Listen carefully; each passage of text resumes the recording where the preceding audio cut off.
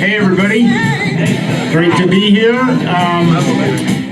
I was actually a late addition to the show tonight. They realized they had too many young hip comics and they needed an old guy to balance things out. So I'm kind of your DEI comic tonight. Diversity, equity, and ibuprofen. So I see some young people out there, and as a boomer, my first thought is, how can I help you? Because we boomers are all about helping the younger generations. I mean, didn't we just give you a couple of great presidential candidates? And I figured I can't help with global warming. We didn't do that. Well, actually, we did do that. Sorry about it. I could help you read a map and learn cursive, but I don't think that would be very helpful. So what can I do? And finally it came to me. Unsolicited relationship advice. We boomers are really good at that because we practice constantly. So here goes, and this is a true story. Now, before I get started, my wife and I have been married 44 years. And because this is being recorded, I want to say every second has been absolute bliss. But I did have to learn a few things along the way. So, about a long time ago, a movie called 10 came out. And it starred Bo Derek as the hottest woman in the world, the perfect 10. That's where the whole 10 thing started. And the plot was interesting. It was a middle-aged guy who spied on women with a telescope and then stalked Bo on her honeymoon. It was a Bill Cosby production.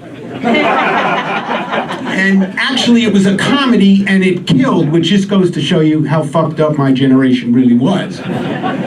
So we get out of the movie and my wife turns to me and says, "Well, how would you rate me?" Oh, Christ. I didn't know what to do, but I'd heard that open, honest communication was important in a marriage. So I told her she was a 7.5. I know, but here's my reasoning. Bo is a 10. You know, models are like 9s, actresses are like 8.5. So, I mean, 7.5 is a really good score for a normal woman. Well, it turns out math was not her love language. Here's what I learned from that. Open, honest communication is great in a relationship if you don't like sex. They tell you don't go to bed angry, but if you use open, honest communication, you're not going to bed at all. I mean, guess how many times my wife and I had sex the following year? 7.5. And you ask me, "Ethan, how can you have 0.5 worth of sex?" Well, that's when it counts as 1 for her and a 0 for me. So you do the math.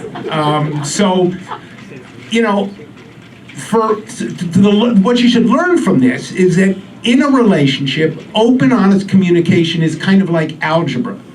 It's theoretically useful, and you probably should know what it is, but using it is going to get you into a hell of a lot of trouble. You got to stick to the basic relationship math, which is you're perfect and I'm lucky. So before we leave tonight, let's try it. I'm gonna give you a little test, and here we go. So what if your partner turns to you and says, "If you could change one thing about me, what would it be?" Let me hear it. Nothing. Oh, that's beautiful. That's loud and proud now. One more time. Nothing. Excellent. We've got a whole bunch of quality liars out here. Well, that's all my time. Class dismissed. I'm Ethan Falk, and thank you very much.